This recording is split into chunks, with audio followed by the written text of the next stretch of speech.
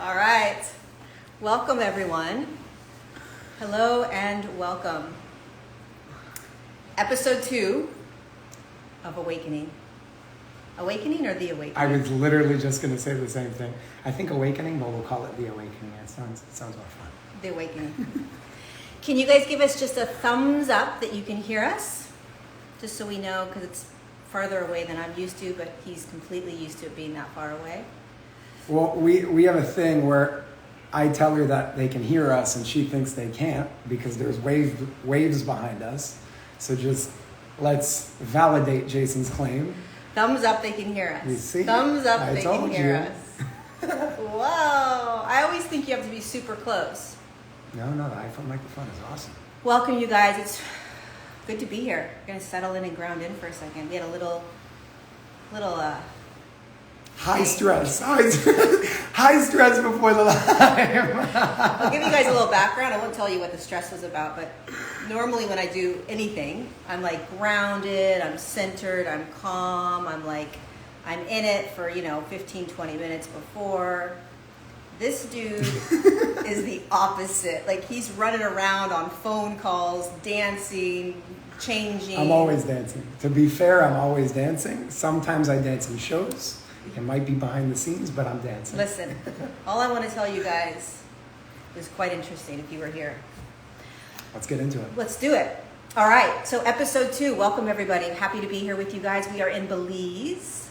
We have the ocean behind us. We tried making it. We tried not to have that, but so be it. Happy to be here with you guys. So this episode, we wanted to interact and engage with everyone. So we wanted to bring you guys on screen and answer your questions, answer anything and everything that that may come up. So down below, oh no, not down below. How do you ask to go? Before we get there, I just want to say something for anybody that didn't see the last show and the first show that we did 2 weeks ago, the Awakening, whatever. And I'll just state it on my behalf. My intention here, and really the collective intention here, is to bring everything in a more applicable way, in a more interactive way, because again, like we said 2 weeks ago, up until now, it's been more about teachings from one side, where the teacher teaches and the student listens.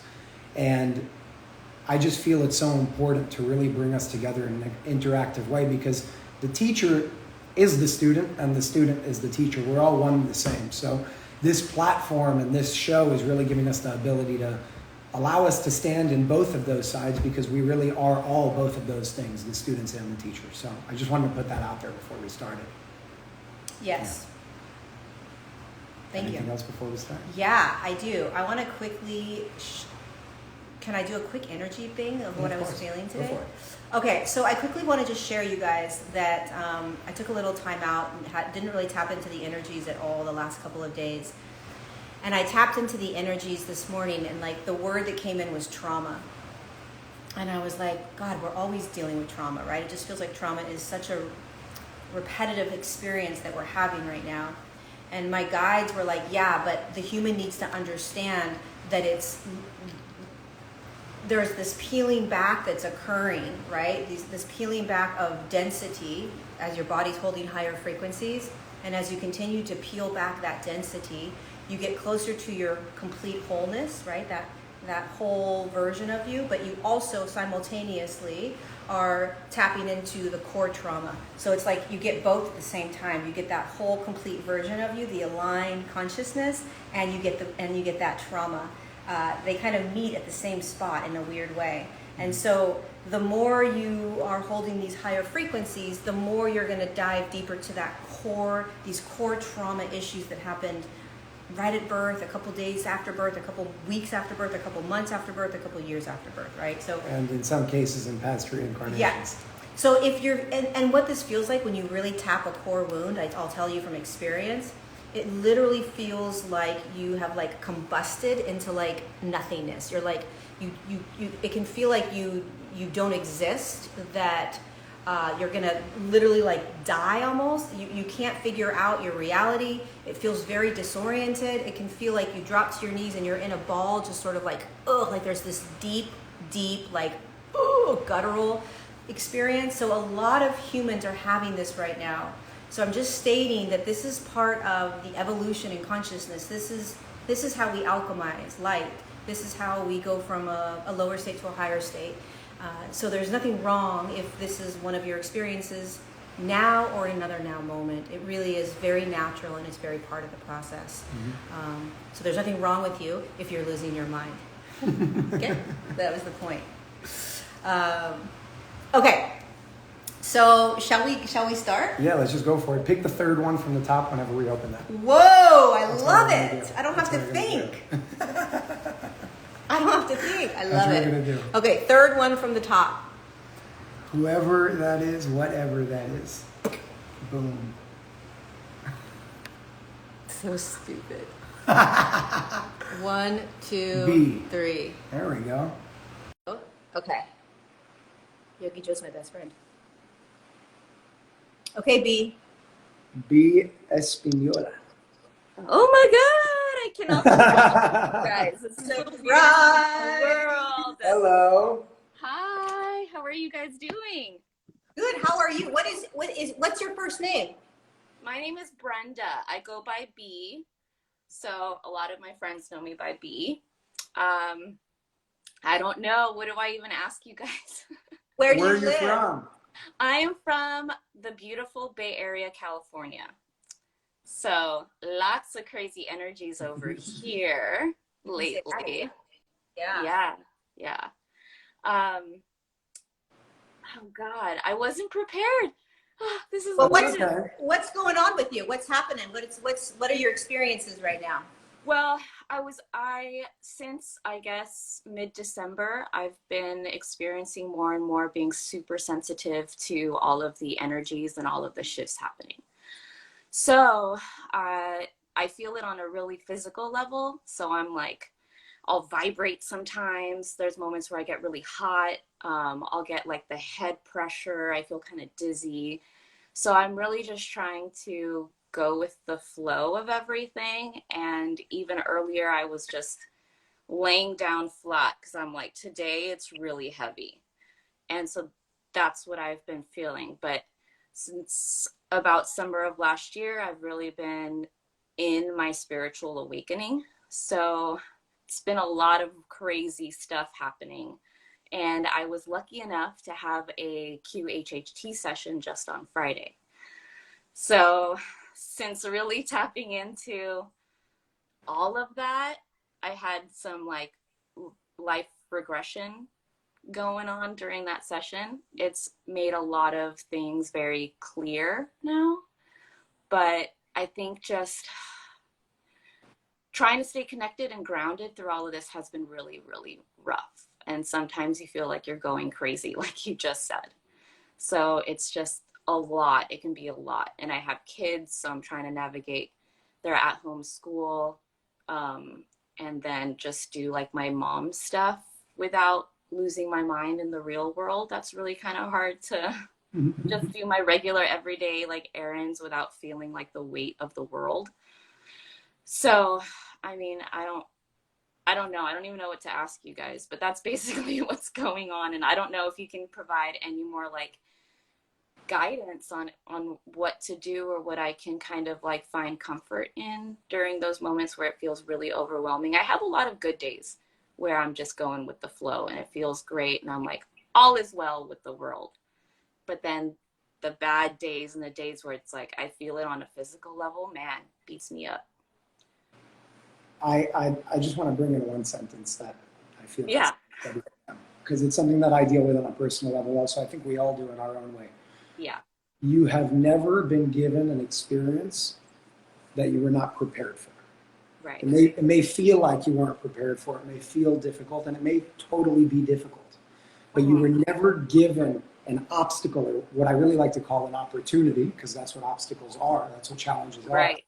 You were never given an opportunity or a challenge or an obstacle that you can't overcome and grow from. And for whatever that's worth, I mean, what you just shared, we can go really deep. But that would be a very simple sort of sentence that's helped me in the past. Absolutely. And I felt the need to share it because I mean, we're ready for everything that comes our way.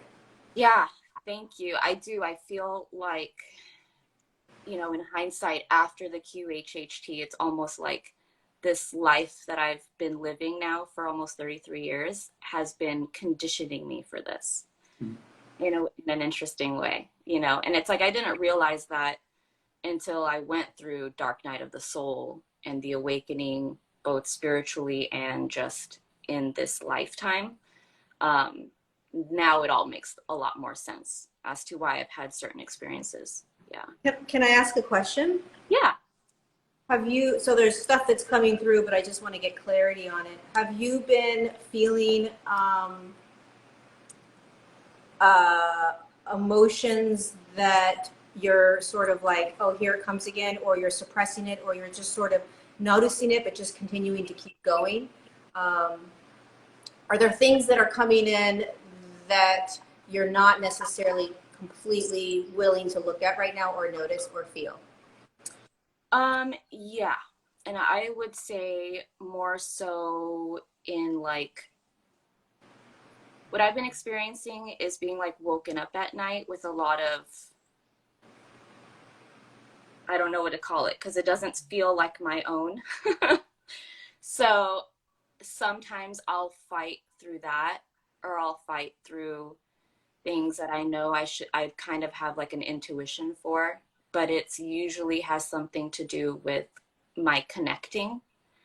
So I don't, and my QHHT session, I was told that I hadn't fully dropped into the body until recently, that I was very like, because I knew how to sort of mentally leave ever since I was a kid.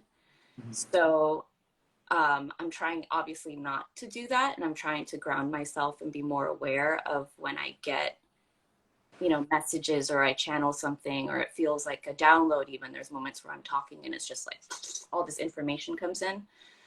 And there's moments where if I'm feeling like not in my groove for a few days, I do tend to ignore, and I'm like, I don't meditate for a few days, or I'm not going outside and getting fresh air. Like I do that.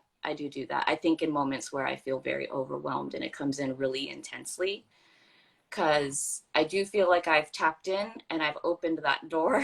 And so I'm getting a bunch of stuff, but I'm like, wait, hold on. I'm trying to catch up, or I'm trying to like process everything. Let me tell you what's coming through. I'm just going to give you the let's Okay. right there.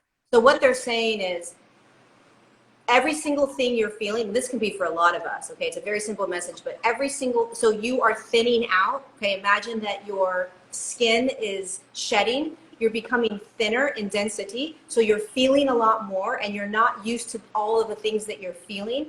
And so what they're saying right now is continue to, it's almost like you have a basket full of crap that you're kind of carrying around all day long, okay? Keep holding and carrying all of it courageously, because it will start to shed. It'll start to get lighter. The basket's going to start to lighten up, but don't ignore the entire basket. Don't ignore the kids, the relationships, the friendships, the emotions, the beliefs. They don't want you to put anything, they want you to courageous, like you're ready, like what Jason said, right? Like you can take on every single thing they're giving you. So don't deny or put away or put to the side anything that's happening. It's almost like you have to now stand up so strong and just say, bring it on, what else? Bring it on, what else? Bring it on, what else?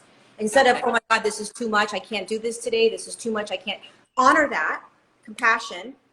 But then can you remember that what your guides are saying over and over and over again is keep holding all of it. Just hold it all, feel it all, just grab it all and keep going. Grab it all and keep going. I don't know if this makes sense because I don't really understand what they're saying, but that's what they're saying. They're like, hold it all, grab all of it, stop putting things aside so that you can deal with certain other things. We don't have time for that. You have to grab it all and walk around in every now and moment with the entire basket. Okay? Does that make sense? Yeah. And No. there's always a way to do it. Before we move on, just an analogy I would bring is, you know those towers, the rock balancing towers? Yeah. Okay, so I don't know what they're called, but as you build that tower, there's always a different way you got to move the rock above the rock that you're building on top of. And that's just, I mean, it's as simple as adaptation. Adaptation may be difficult sometimes to navigate and to figure out, but there's always a way to balance the rock on top of the tower. And that's what you're doing. You're building, you're evolving, you're growing, you're building your tower. That's what that ascension process is. So, yeah. That's You got it, girl. Yeah, you can do it. I mean, we're all being asked to really step up in these ways that we're like, oh my God, this is what I have. This is what this means. Like, wait, it doesn't get to be rainbows and like butterflies. I don't get to be in like this altered, amazing state. I kind of liken turning multidimensional as like boot camp. That's what it feels like to me, right? Yeah, so it really thrown into boot camp, and the more you hold these higher states, the more challenging it can be because the more sensitive you become to everything. So your guides are really loud. They're on the left-hand side of you. Wait, no. Yeah, the left-hand side of you. I see lights. Yeah, well, that's them, but they're yeah. loud. They're just like, don't give up, don't give up, don't give up, don't give up, don't give up, don't give up, don't stop, don't stop, don't stop. So I don't know what's happening in your everyday now moment, but don't give up and don't stop and don't doubt, okay? Yeah, Good. Yeah, I totally get it, and that Good. makes a lot of sense. I think it'll help a lot of other people also. I think we're all going through what you just experienced, so. Yeah, Awesome. it's really crazy, being so much more in tune with everything. It's like fascinating and then at the same time exhausting. Yeah. Yeah, so it's learning to like feel through all of that. And yeah, and like I said, it can get so overwhelming sometimes where I'm like, man, I feel like I just wasted a whole day. I'm not really like being productive, but that's part of it. That is literally part of shifting. So the days where you feel exhausted, the days where you literally could sleep, or you feel like a truck ran over you. I have days where I literally feel like a semi ran over me. That's today. Yeah. So we gotta pay attention to your thoughts. Okay. Pay attention to your beliefs. Pay attention to what you're saying to yourself. And can you remember going forward that your body is doing a lot of alchemizing right now? And when it alchemizes, it's active, active, active, and you feel exhausted. So it's a really good thing if you feel exhausted. It's a positive, if you want to even say positive. It's not positive or negative, but it's a sign that that your body's doing the work. In the direction that you want to. Yeah. So it can be annoying because you have a lot to do. You've got a family, but when you can settle into holding the annoying piece and, oh wait, I'm also shifting, so I'm all good. I'm a badass. Let's go. Yeah. Then you're gonna be fine. Yeah. And I try to do that. I definitely try to like pick myself up after having days or a few hours of like, I feel into it and I let it happen, even if it's like not the nicest emotion. And then I try to just kind of regroup and ground myself and focus and move forward again. So yeah. You're doing it, B. It's a lot. You're doing it. Oh my God. I love you. Awesome. You got this. I love you too. Thank you so much for that. Can I ask you one thing? Yeah. What do I do with the being woken up at night? I feel like I'm trying to not ignore it because I know what's happening, but man, it's at like 3 a.m. every day. So how do you not give them the wrong sign that you don't want to, that you're just trying to sleep? I don't really know what to do about that. I just want to sleep, dudes. Come on. Yeah, like I can answer the call in the morning, but what do you do in moments? In an indirect way, there's a video by Sadhguru on YouTube all about what you just asked. Okay. And he explains it beautifully. I highly recommend watching it. All about waking up between the hours of 3 to 4 a.m. Sadhguru. How would I find it? Just type in SADHGURU, waking up at 3 a.m.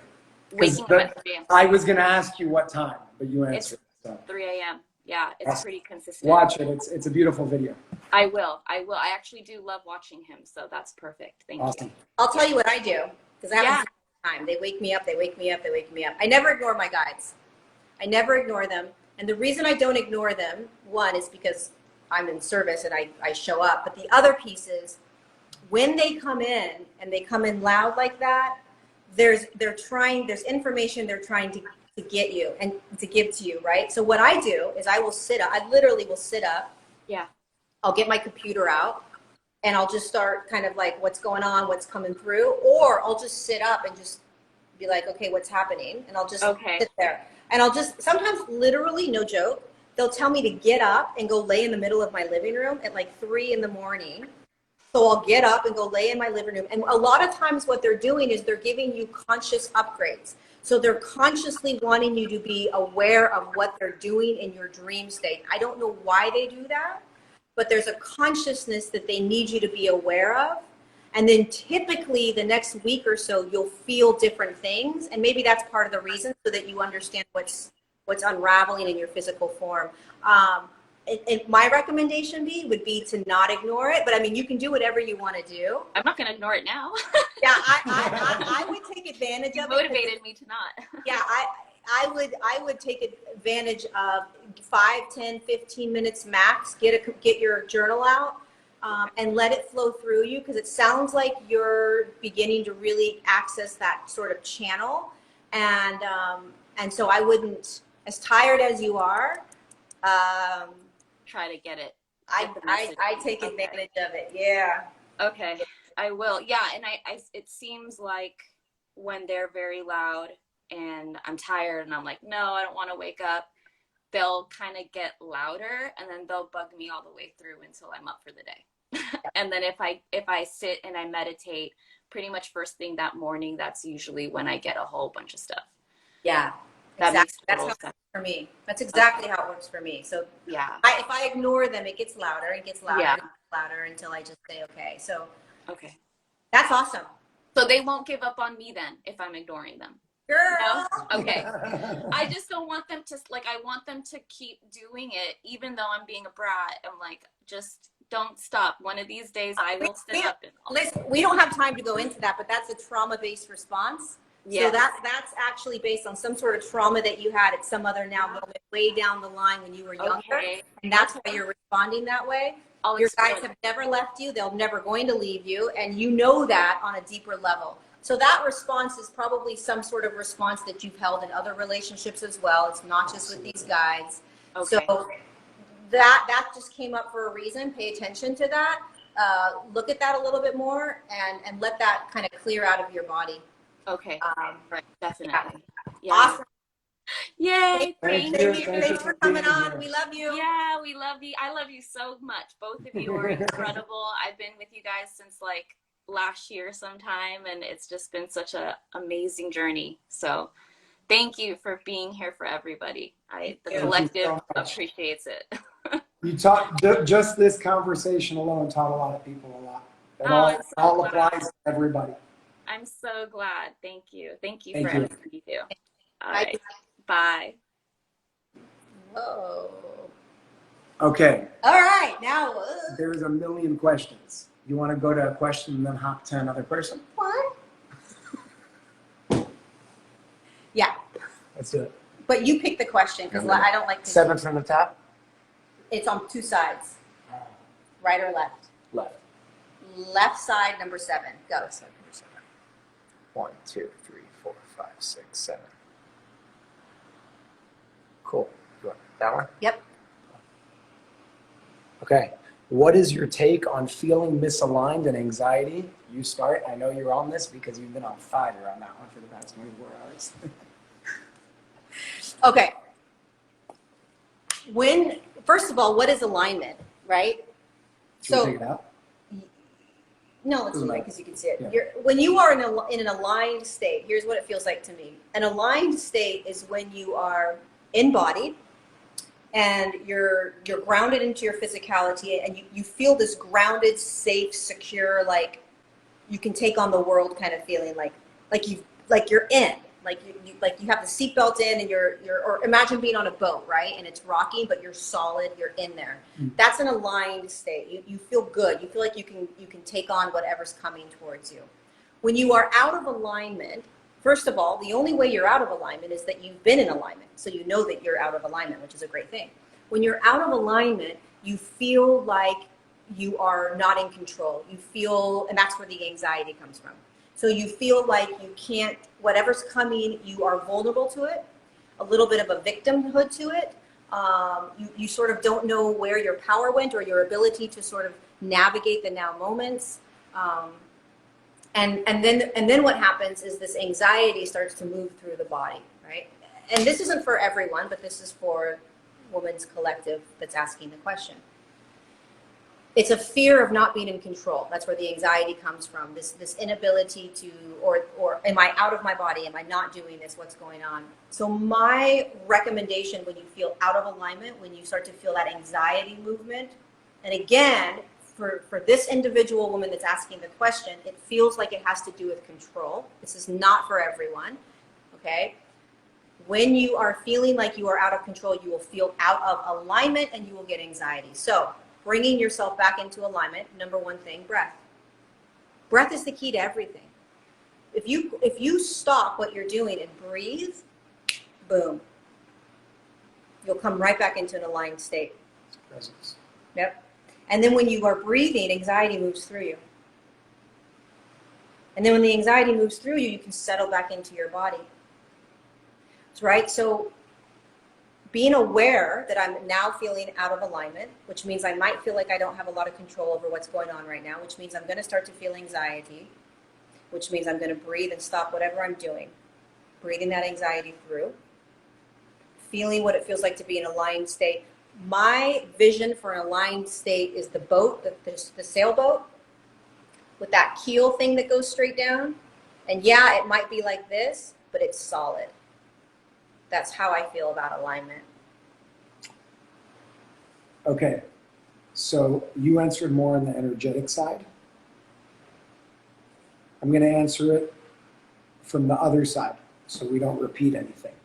Maybe give some tools. This is coming from the understanding that energetic is the reflection of physical, physical is the reflection of energetic. So what do we look like on the physical level when we're in a state of misalignment or anxiety or whatever you want to call it? And if you actually go physically in the body, we're made up of 70% water. When we're feeling anxious or really any other, what I would call not bad, but lower vibrational states of being. That's not bad, it's just a different vibration. What happens is on the level of the body, our water, which actually has a structure to it, will become destructured. It will be literally distorted if you were to look at under a microscope. The reason why I'm bringing this up right now is because if it's difficult to deal with misalignment and anxiety for you on the energetic side through visualization, through breath, through presence, you can deal with it on the other side also by literally doing practices and using tools to realign the water in your body, to restructure the water in your body. Because it's much easier to come into alignment when the water in your body is symmetrical, is structured, is the way that it is in nature, as opposed to destructured and distorted. One of the ways that can be done is by literally taking a glass of water and like taking a stir and stirring your glass of water, creating a vortex in the water.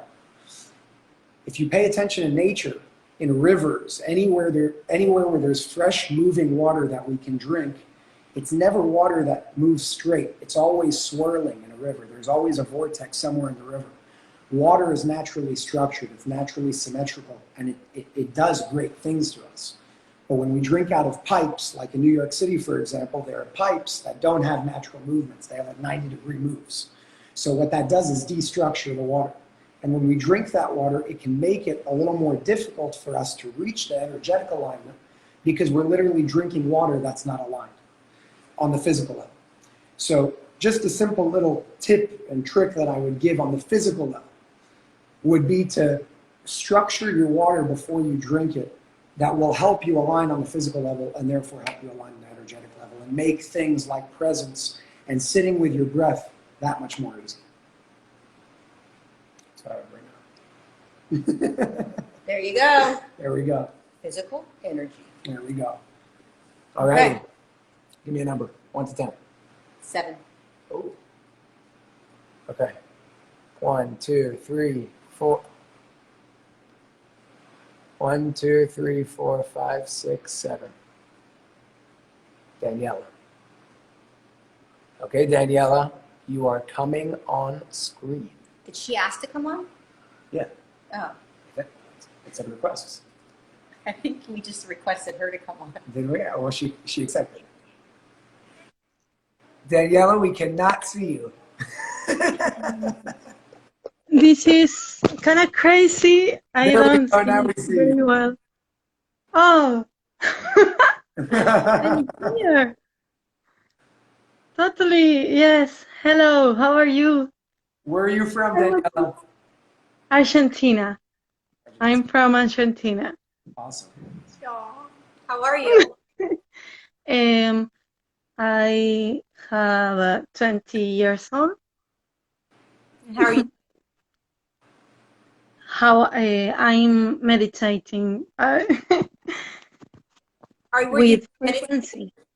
Yes, frequency, Arcturian frequency. Arcturian frequency.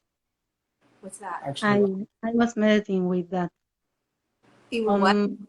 Oh. And then you just jumped on the live. You just jumped on live with us. Yes. okay, Yes. so Yes. what do you But want, Daniela? What question do you have? Any question? any question? Well, I don't know. I want to see you going on with your. All righty. Well, we love you, Daniela. Enjoy Argentina. Enjoy. Thank you. Okay, enjoy Love meditation. you too. Okay, Bye. bye-bye. Bye bye. Bye. Okay, number 4. Number 4. Let's do 4. Wait, see how? Oh, Go see for it. all. I don't know. It Okay, says see all. you're right. 1, 2, 3. Knowledge. Knowledge. What was it? Knowledge goddess. Interesting, with a butterfly. That's funny. She was so adorable. I wanted to squeeze her. Oh my God, what? Oh my God, what? I What? look like a bag of shit and I didn't know you guys were gonna accept it. Your bag of shit is gorgeous. You look Oh, amazing. that's nuts. Girl, your bag of shit looks so good. Trust me. I literally just sent it through and I'm like, oh, they're not gonna even look at it. And weird. Number 4. You were number 4. You came right in. And that's my number. Like I was born on the 4th and number 4 and 444 has always been my number. So that's like really strange. What is your name? Hi. Hi. What's your name? What's your name? My name's Taz. Taz. Yeah, like Tasmanian devil, Taz. I love it. I can see that energy in you. Yes. Well, hi. I love you guys. I love you. We love you too. It's good to see you. It's very cool to see you. Let's go for it. Let's have at it. It is good. Girl, you look great. Trust me. Yeah, right. Like I'm trying to fix myself. Do you have a question?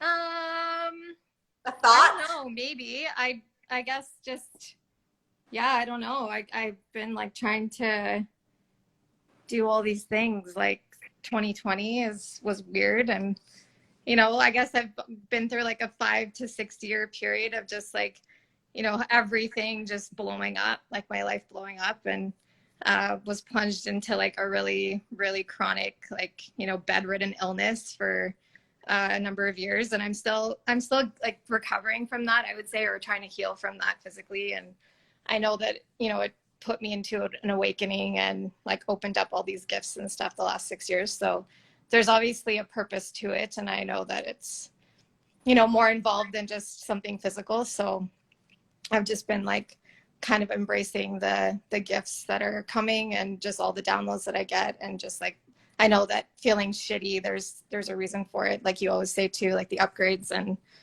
everything that we have to go through. So I guess that. And then there's, currently separated from my husband, which I think he's my twin flame, but I don't really know. And I know that whole thing, blowing up in the way it was to push me further into, trusting myself, because he totally broke my trust at on the deepest levels. So just, I think learning tons of lessons by going through tons of suffering, and I mean, my whole life has been like that. Like I'm 36, turning 36, and it's like everything that I've encountered since I was a child has been like just one thing after another, like, you know, trauma and abuse. And I guess there's, nothing I haven't really gone through, I would say. Like I've probably been through all these like traumatic things that you could go through. So, yeah, it's cool. And I'm trying to get out there and help other people. Yeah, I'm just like so casual. Let me ask you a question. Yeah. What's happening in your like most recent now moments? Let's just say the last week, the last couple of days.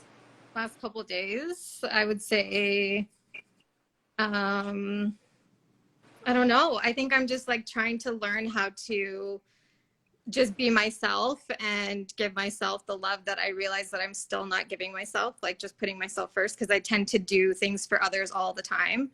And I think the more that I can connect to people on a psychic level and just kind of tune into what they need, it gets overwhelming, because I think people need my advice all the time and need my help all the time. And so I guess I'm just used to helping others and not really, you know, putting myself first. So I think that's what I'm trying to focus on more the last few days. I guess last week is like self-love and knowing that when I'm in service to myself, then I can be really in service to others. I can't be in service to others if I'm not doing what I need for myself first. So yeah, I think just hit with that, and then just yeah, like a weird kind of idea or like thoughts coming up of, you know, I want to be myself, so but then I'm afraid to be who I am a lot of the times, so then I hold back who I really am. So I think I'm just trying to Wait, stop.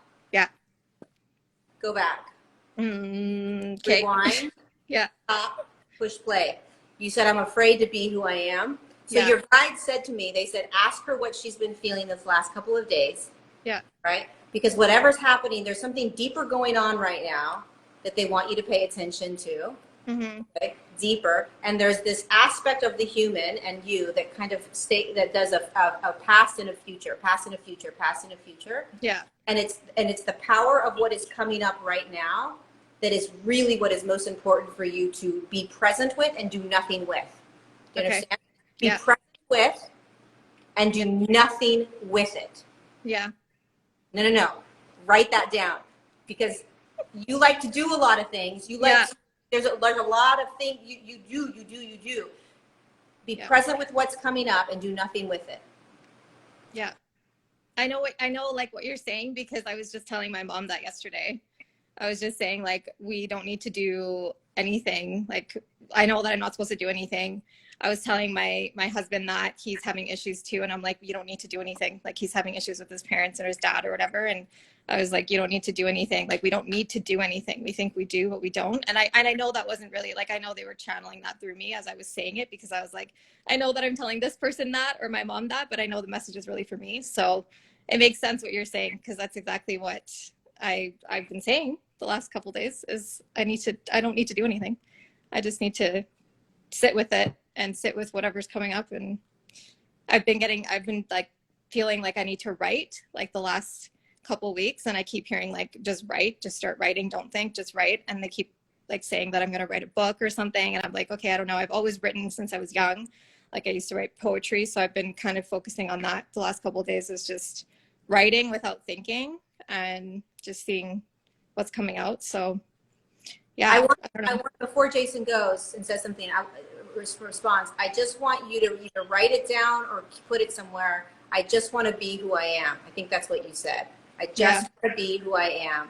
I want you to write that somewhere, stick it on a sticky note, in your wallet, whatever, because that really is the core of, that is really what all of the trauma and everything you've gone through is bringing you back to. And it's available in every now moment for you. Okay. And you we'll stop there. Okay. Before I say what I wanted to say, just to add on to that, just be aware that finding yourself, being who you are, is not something you have to search for. It's something you have to uncover in a way, because you already are who you are. There are just layers on top. Those layers could come from certain traumas, certain experiences, whatever you've gone through. That search or whatever it is to be yourself, that courage to be yourself does not come from an external sort of you that you have to find. It comes from an uncovering of the you that you've always been. The only difference is that the you that you've always been, once again, has been layered. There's been layers on top built up. And like Lori says a lot, it's a peeling back process, a dissolution, a dissolving of those layers in order to reclaim who you've always been. So that's something that I just wanted to add on to that. So in a sense, you already are who you are, and you already are who you want to be. And something in me just says, knowing that will make it a whole lot easier to attain that, because you know that you already have that, because you are already that. Okay. In addition to that, there's a few things, because your story, I don't know the facts, but I can feel, for whatever reason, that I think we've gone through, and many of us listening have gone through very similar things, maybe with different topics and different actual things that happen, but the same theme. I had a period of a few years where I went through massive trauma, both emotional and physical. I said this a few times in the past, but I'll say it again. This shoulder, I almost had to get a mechanical shoulder. I dislocated it like 23 times. I almost lost my leg. I almost lost my life from a staph infection that I got on my leg. Really, really traumatizing things that happened very fast. And the one common theme that those injuries put me in was, it was almost like I had no choice to go from a state of doing into a state of being. And the state of being that I had to be put in was, I really had no choice. I was laying in a hospital bed by myself for a significant period of time. And that time being by myself, I was in silence. There wasn't a TV, there was no distraction. And it was the first time that I heard my heartbeat. And when I heard my heartbeat, it was the first time that I realized that the only reason my heart could beat is because of the time in between the beats, that silence, that state of presence, where everything comes out of. A state of being is a state where you listen to the silence, because everything that we're talking about comes out of that place. That's source, that's formless, that's everything that we're talking about. It comes out of silence. When I clap, before the clap, before that sound came in, it existed somewhere. And after that sound disappeared, it exists somewhere. That place is presence, that place is silence. So if you can focus more on the state of being, don't ignore and resist your state of doing, because you're a human being, you do things. But you don't do you, you be you. And if you can focus on the beingness more, on the breath, on the present moment more, that's where your answers are, and they're within you. So I would definitely put the emphasis on the state of being if you can moving forward. Okay. Wow. That makes a lot of sense. And I can totally relate to that too. Because when I was really sick and just, like you just can't do anything and you're just plunged into just being, because you can't do anything. Like your body's just not able. So I think that's, I was, like that for a year, and there's a lot of things that happened. And I know, like, I wasn't even really, I was on my deathbed, like I could have died multiple times too. So I totally can relate to your story. I know some of your story because I've been following you for a while. So, but yeah, that's totally the same thing for me. And just feeling like I wasn't even, I don't think even in this like dimension or this like 3D place. Like I was in another dimension most of the time. Like I would basically just meditate, like, I don't know, like 20 hours a day. Like I couldn't even sleep because I was sick all night. So I would just be like meditating constantly. And that was the only like escape I had from like the pain and everything that I was going through too. So yeah, I can totally relate to being. And I always think about it too, as to how like when I was super sick, I know I had the strongest connection to like source and to guides and to all of that other stuff that, you can't, I feel like I get more disconnected when I'm feeling better, as weird as that sounds. But then I think now I've kind of reached a place where I'm like, okay, if I can be more present, and I'm noticing being more present is allowing me to have that stronger connection that I once did when I was really sick. Because at one point I'm like, well, if I'm really sick, then only I can have this deeper connection. But that isn't true. Like, it's just being present, which allows that. So yeah, that makes total sense. You know, when you started telling us your story, you passed over all the trauma really quickly. Yeah. We were giggling with you. Yeah. And I found that to be very beautiful because, and I'll just speak from my experience. If I could go back through the shoulder and the leg and everything else that happened, I would do it all over again. Because those experiences, those traumas that we label as a bad thing were really my seeds of growth. They're what gives us that potential and power to fly. You know, it puts us in a place where we almost have no choice. We do, but what are we going to choose? So I think it's really beautiful that, I mean, you passed over it and it's just what happened. You know, it's not about self-pity. It's not about any of that. It's about, what do you do with your lessons? What do you do with your traumas? Are you going to let them sit there in a place of resistance, or are you going to let them sit there and take the lessons, because they all have lessons? And that's why when Brenda B was on, I try to make that distinction very clear of, we can call them challenges, we can call them obstacles, but what they really are opportunities. Yeah, totally. Wow. I still can't believe I'm on here. I'm just like, is this real? Like, am I in another dimension, like another alternate reality where I'm on this? That's so helpful though. So basically, yeah, just do nothing and be and do nothing. So yes. Stay present, stay present, stay present, stay present. And you know, that thing that you said, I just want to be me, you know, it's pretty profound, and it was pretty impactful. And if you think about that in your now moments, like, wow, I said that. Wow, that's really, this is what I want. I want to be me, which really you already are, right? But you're diving back into it. You're coming back in, you're moving back in. So just have that in the back of your head as you're doing your every now. It's just be like, oh yeah, I'm going back into me. I'm going back into me. And just that simple awareness is going to have a massive impact on your life. Absolutely. I can promise you. All you have to do is keep that awareness. That's why I like to keep sticky notes with me, because that's going to remind you of it's going to remind you of what you're doing in each now moment. Oh yeah, I'm coming back home, coming back home, coming back home. Yeah. Okay. Awesome. All right. Sweet. Okay. Thank you so much. I love you guys so much. I love you, and so you're much beautiful. Whatever you said earlier about the it's a bag of shit. Beautiful. It's a pretty bag of shit, I'll tell you that much. It's really funny. Thank you so much, and thank you for doing everything you guys are doing. I really appreciate it.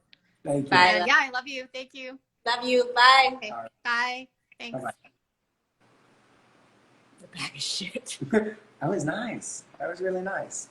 I look like a bag of shit. You look gorgeous. I wish I had your skin. All right, question? Sure, go. Number one, wait, do the sides. Oh, 13. 13 Right. on the right. Yep. All right. 1, 2, 3, 4, 5, 6, 7, 8, 9, 10, 11, 12, 13. Ah, I love that question. That's a good I one. know you would love that one. Okay, what part of your daily practice? What's part of your daily practice? I'm illiterate. I can't read. What's part of your daily practice that feels most important? You want to start? What's part of your daily practice that feels most important? I don't have a daily practice. I have a now moment. So like, I literally promise you, I just live in what's now. So I don't, unless I have something planned, like, oh, I got to go post something, or I got to go do a video, or I got to, like, if I have something planned, then I'm going to be doing something. But I don't have a daily practice. So what's part of my, I just do what's in my now. I follow what feels right in the now. What do I want to do right now? Do I want to go meditate? Do I want to go journal? Do I want to go do yoga? Do I want to call somebody? That's all I do. So I don't really have a daily practice. You do. What's my daily practice? You do. You're just not calling it a daily practice because it's not necessarily a daily practice, but it is. You have very strong belief systems that are very productive for you. you don't want to call that daily practice, no problem, but it definitely projects you in the right direction of everything that you do. That's just one thing. It's less of a ritual and more of the way you are. What's the belief systems like showing up? No, you have a belief system in certain ways. If I do this, this is what I want. If I go here, this is what. Without the expectation, it's a productive belief system that is a part of you. Okay, true. And you do that daily without even realizing it. Right. Right. So it is a daily practice, just maybe not a conscious one because it's part of that like a positive program that you've created for yourself, if that's what you want to call it. Got it. You know what I mean? Yeah. No. Yeah. Okay. That's what I was going to say about myself. I think we're all really doing it in a way because we're all manifesting, we're all accessing, we're all creating. And I think, maybe it's not right of me to assume, but what this question feels like is it's coming from a place of sharing certain tools and practices in order for other people to be able to practice that. And I mean, I would say the same thing as Lori. I don't have a daily ritual that I do every morning, other than every morning I do my own form of prayer that allows me to connect for about 5 to 10 minutes. That's the only thing that I would say that I do daily. Other than that, my daily practice, I would say, really just has to do with my state of being. And my state of being has to do with my state of doing, because I do through that state of being. Now, I don't want to get complicated or complex, so let's try to simplify it, right? That was complex. I felt that one. If we can pay attention, I'm a very big advocate of learning certain like energetic laws, because I think energetic laws are really foundations and basis for how things work. And if we can learn certain energetic laws, which is, by the way, what I write my books about, the reason why I write them about it is because I feel they're important to share. The reason why I feel they're important to share is because if we can understand how things work energetically, we can literally adapt ourselves and create our own exercises and tools that become a part of us. So if you want to call that a daily practice, we can. But that daily practice is, for me, is less of a ritual and more of just the way I am through an evolution process that changes always based on my new understandings of how things work and experience that I gain throughout time. So stupid. Okay, choose a person. Nailed it. No, we didn't nail it. Don't even think that. All right, number 11. Go for it. 1, 2, 3, 4, 5, 6, 7, 8, 9, 10, 11. What's going on? Wait. Alrighty, well, 10? Sure. Wait, what's that? Alrighty, guys. What do we do? Try it again.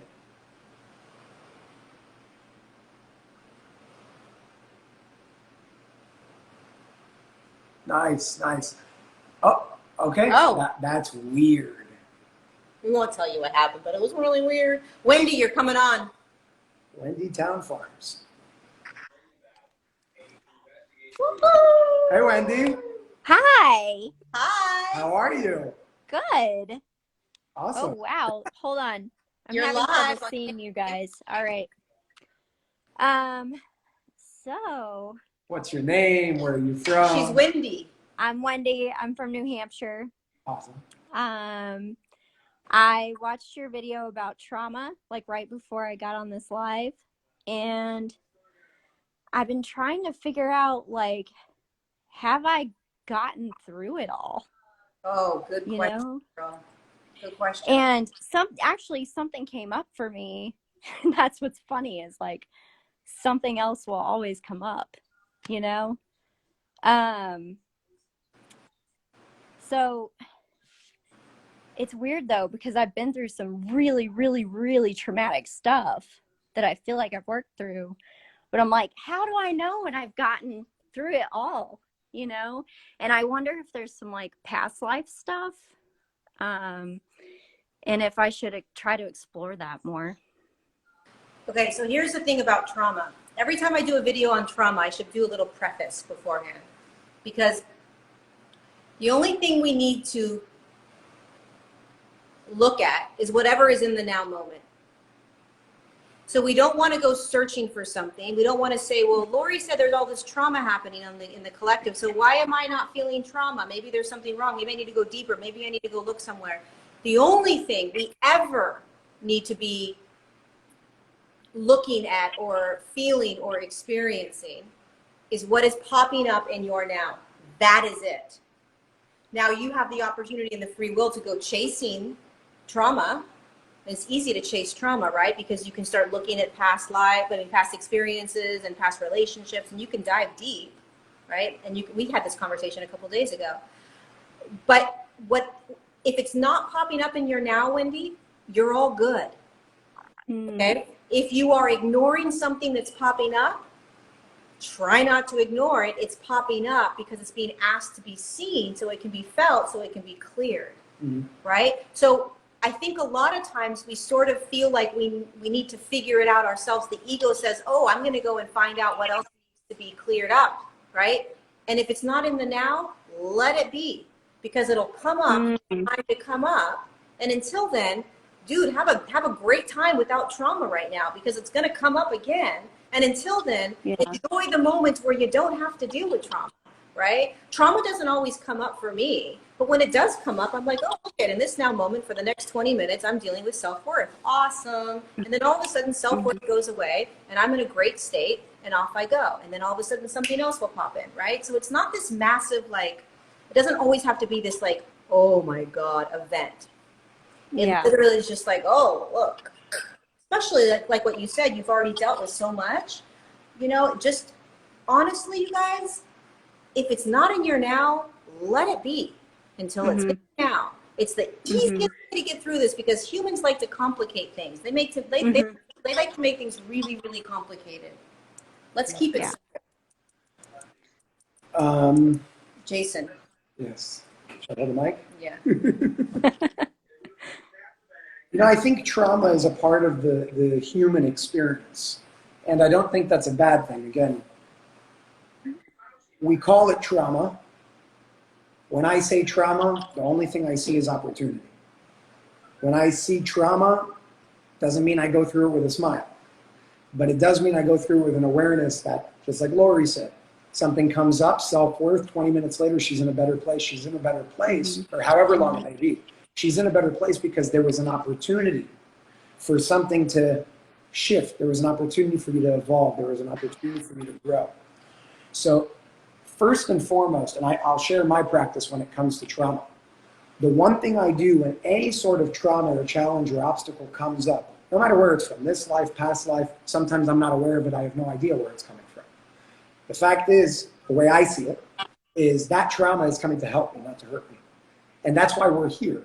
We're here to have an experience, we're here to evolve, we're here to ascend, we're here to grow. If we can befriend that trauma, instead of resisting that trauma, suddenly that trauma actually gives, first of all, it becomes a whole lot more effective in what it actually came here to do, because we're letting it do what it came here to do. And I think you said it really nice, how you don't have to go and search for it. You don't have to go and find what to do next. It's almost like the human body. The lack of the understanding that, I mean, in today's world, when it comes to medicine, the collective is under the impression that the human body is stupid and we're smarter than it. And we have to give it something for it to heal itself. And that's not true. If you look at nature, when an animal is sick, it doesn't go and try to find medicine. It sits down, it fasts, it stops eating, it rests, and it gets better, because the body has a self-regulating mechanism. The body does what it has to do. And by the way, when you're sick and you overcome it, you're stronger. So that sickness, in a way, is coming to help you. That's the whole idea of antigens and antibodies. You produce antibodies so that can't affect you anymore. That's how I would say trauma works on the energetic level. It's coming to help you. It's not coming to hurt you. And if we can see that it's coming to help us, suddenly we take this thing that we see as our enemy, we befriend it, and I mean, it makes us grow wings. So I would first and foremost, the one thing that helps me is reframing trauma from a negative thing, even though negative and positive don't exist, from a thing that's here to hurt us to an opportunity to a seed of growth that's being gifted to us. I absolutely agree with you. And it's just crazy because some like really, really awful things can happen. And it's just, for me, like when things happened, I went, like everything clicked. I think that was my awakening point. I was like, this happened for this reason, and this reason. Mm-hmm. And it just sent me on my path, you know? So I think what I'm kind of struggling with now is just like, there's something coming up around speaking or getting people to believe me, and I'm like trying to let go of that, and like you know, I wonder like if maybe part of it's struggling with the ego. But that's what came up when I watched your video. It was just like, okay, so I had this moment where like someone didn't listen to me, and now I'm trying to get people to listen to me because I'm like trying to help them, you know? But I just like, the test keeps coming up over and over and over. And I'm like, I know I need to learn from it, but it just keeps coming at me, you know? One thing I just want to add on to what you said, because it's really important. You said something happens and then it happens for this reason, this reason, and this reason. What that reflects is that whether it's conscious or subconscious, you're looking for some closure on why something happened. If you can let go of trying to figure out why something happened, because really, you don't know if that the reason that you told yourself is the reason why it happened. You don't know that. You could feel that. You could think that it may not be the case. And it's also irrelevant. The fact is something happened.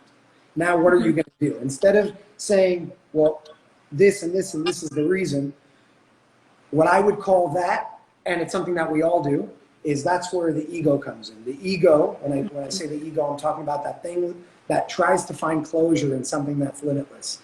That thing that tries to define something that cannot be defined because there are no limitations. If we can act out of a place, if you can act out of a place of, instead of trying to give purpose to everything that happens, letting it happen. Again, I'm speaking from my own experience. The moment I let go of trying to reason why something happened and just let it happen and accepted it for what it is. I mean, this morning, we got a flat tire. Yesterday, a door closed on my pinky. It almost came off. It was like there were so many things that happened, and it happened. Now the question is, what are we going to do? You move forward. You take it for what it is. You accept it. You let it flow, and you continue. I would also add, with regards to speaking up and feeling like you need to speak up, what was coming through was, if you can start to frame it where it's not about the other person. Mm-hmm. You're not speaking up for the other person. You're speaking up for you, for your sovereignty, and for your truth. And when you start to reframe it in that way, you'll have a different experience around speaking up, and you'll be able to do it more easily. When we start to make it about the other person, then we hold a responsibility. We hold their reaction and response. We feel like we've either done it or not done it correctly. We either succeeded or we failed. Mm-hmm. So when you take away the other individual, like, I want to speak my truth and I want to share this information, that's fine. Mm-hmm. But do it from a space it's all about you. You're doing it for you. You're doing it for you. I'm speaking my truth for me. Yeah, it'd be great if they got it. It'd be great if they heard it, but it doesn't matter. Yeah. And when you start practicing that, especially in times like now, you're going to have first of all, you're going to be much more empowered, because you're not going to give a shit what happens externally when you speak your truth. Regardless of how badly you want people to understand you, that creates suffering. Yeah. When you hold an attachment to what you are doing, you will find yourself in suffering, especially right now. Because there's so much triggering and trauma that if you hold an expectation of how you want anything to go when you speak your truth, you might as well just go sit in a corner somewhere and speak it to the wall. So you are speaking your truth for you to learn how to speak your truth in a sovereign state, which means I'm speaking my truth for myself only. And if it impacts others, hallelujah. And I'm not going to stop speaking my truth, regardless of what anyone says or does. And that is sovereignty, and that's what you're learning. And all it takes is a reframe. It's so important. So important. That was really helpful. Oh. Thank you. Got it? Yeah. Yeah. Okay. Thanks so much, guys. No, because it's true. The only thing you can do is your side. You plant the seed, whatever comes out of that comes out of that. You know that you did what you had to do, what you felt you had to do. You can't control what the other person does, and it's irrelevant. Yeah. You do what you can do. Everything that happens after will happen.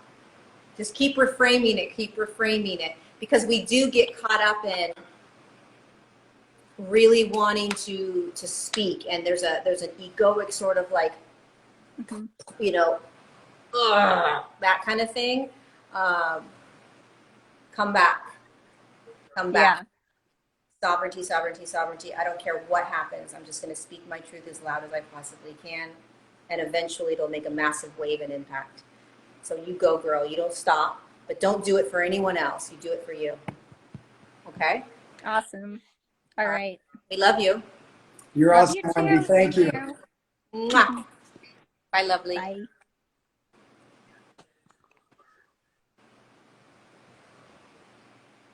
I want to say something. You go, Jason. This is reminding me of something that I read in Rays of Light, and I want to bring to everybody's attention. For anybody that doesn't know what Rays of Light is, it's a long story, but it's a book. And there was a part in it where the writer said, well, why do I have to write this? I don't want to write this. It was his experience of something. Somebody was ordering him to write something, instructing him to write something.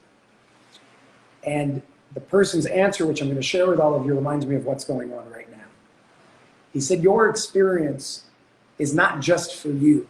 Your experience applies to everybody else. Because everybody, whether you realize it or not, is connected on one level or another. And we can learn from everybody else's experience because there is a common theme of what we're all going through. Even if it's with different topics, different subjects, different everything. We're going through things that if we share, we can learn from one another. And what's going on, what's been going on over this past hour reminded me of that because, sure, we spoke to Brenda, we spoke to Taz, we spoke to Wendy. What was the girl's name for Argentina? I forgot. Daniela. We spoke to Daniela. Everybody shares something, and they're sharing it from their lens. They're sharing it from their experience. But it's so beautiful to see how one person sharing their experience in one way or another has something to teach us all.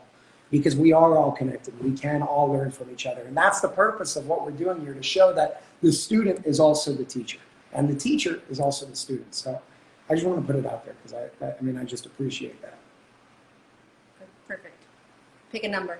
7, 4, 6. No, pick a longer number. We've got 90-something people in here. Give me a bigger number. Oh, it's like that?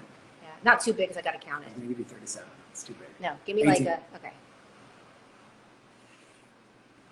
1, 2, 3, 4, 5, 6, 7, 8, 9, 10, 11, 12, 13, 14, 15, 16, 17, 18. More. Again? Yeah. Okay, just click the screen. See? Boom. Oh. Already. They don't like us So counting. weird.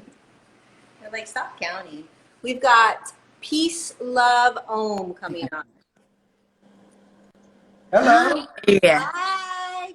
I look like a shitbag too. Oh my god. And The human is so cute. You do not look like a shitbag. I just got done tanning. Woo! Yeah, I love Nice. it. Where at? In the bed. In the tanning bed. Oh, Oh, cool. you put the little thing over you and you just Yeah. wow, I love your hair. It's just doing its own thing. It's got Oh, its own thing going on. it's like my soul. I just let it go. I love it so much. I've just learned to let it go. I used to try to Well, I'm growing it out, maybe. Anyway, let's get to it. I think me too. He's thinking about growing his hair out. I'm thinking about it. People try to convince me. Peace. What's your name? My name is Jeannie. Jeannie. I dream of. You'll get that, right? I do. He's a little too young for that. Can I make 3 wishes? And guys say that. They do? If I rub you, well, they used to back in the day. That's If I rub, comment. That's if so I rub, they say if I rub you right, do I get 3 wishes? Oh, Oh. Where am I somewhere? Okay, so of course I Amy, have a lot what's of. going on? Oh, what isn't? Right? I hear you. Well, I have a lot of questions, but I feel like I know that I'm going to meet both of you probably soon. Mount Shasta is calling me. And Machu Picchu called me way back when I was 17. I haven't made it yet, but I too have a long story of like Jason. I had neck surgery. I was down. That's just in the last couple of years. And for the longest time, well, before that, it was drugs and alcohol for 15 years. And I got sober at 34. I'm going on 47. And I started to use exercise as my way to get my energy out. And so I'd be at the gym 2-3 hours a day, hardcore.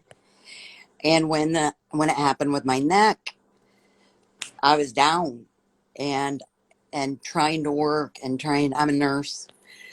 And I'm the one that's been leaving nurse comments on your stuff about the vaccine. So we got a lot of stuff going on. And when you mentioned about, I just want to go home. I've been like that since I was a teenager, and I didn't think I'd live to see today. So all these symptoms that people are talking about, I was attributing that to my surgery, to my nerve pain, to everything else. And I don't know if it's both. I asked you a question, I think, on the Patreon group that you probably haven't read yet. Can we overcome what we see physically as degeneration, herniated discs, nerve damage? Can we overcome that by, becoming whole?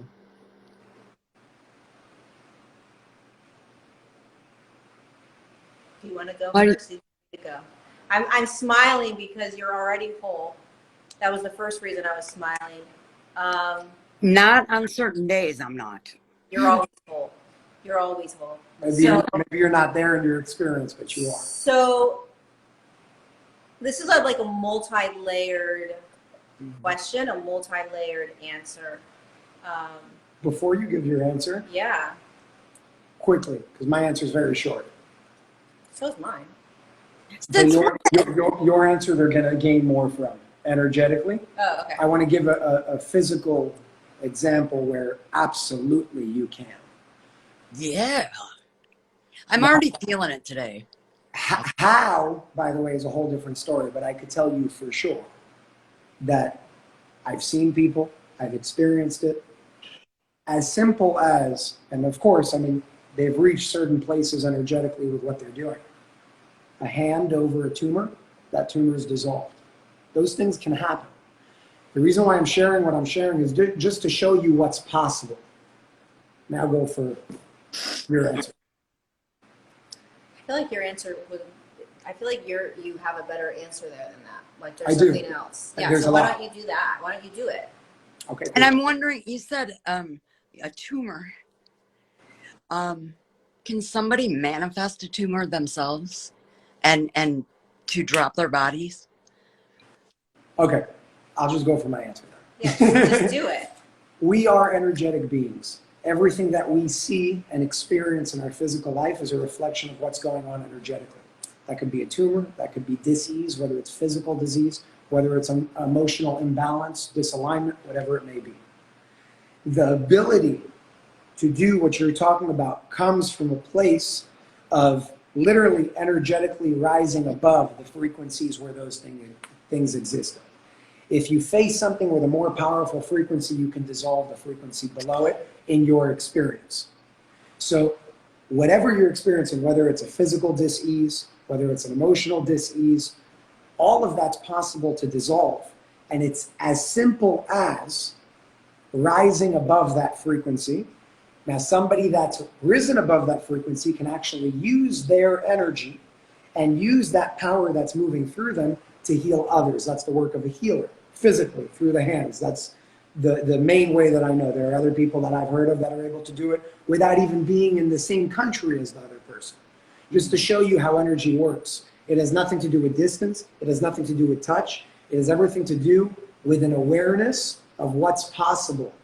And the awareness of what's possible is absolutely limitless. There's nothing that's impossible. They teach us that it is. They tell us there's no cure for certain cancers. But there's a law of balance in the universe. And the law of balance shows us if there's a disease, there is most absolutely a solution and a cure. Further than that, that solution and cure does not exist externally of you. That solution, that cure, with an imbalance, there's a rebalance that exists within you. You have everything that you need to overcome whatever it is that you need to overcome. And that awareness in and of itself, for me, was step one to raising to any other level. And of course, I'm in my process, but that awareness of knowing what's possible is powerful in and of itself because it changes our limitations of our beliefs to a limitless place of we could do whatever the hell we desire. We could do whatever the hell we want to do because we're limitless beings. And we're energetic beings, right? And we all know, most of us understand that trauma, that tumors, that illness, that disease is just energy that's stuck, basically. It's energy that was not dissolved through the body or felt through the body. So here's how disease and illness works. Everything that you are experiencing externally is an energy, right? You have an experience with a person, place, an event, whatever. You have an experience with it. It comes in, you digest it, it moves through your body as an emotion, a thought, a belief, whatever. And it's designed to just move through the body, just flow through the body.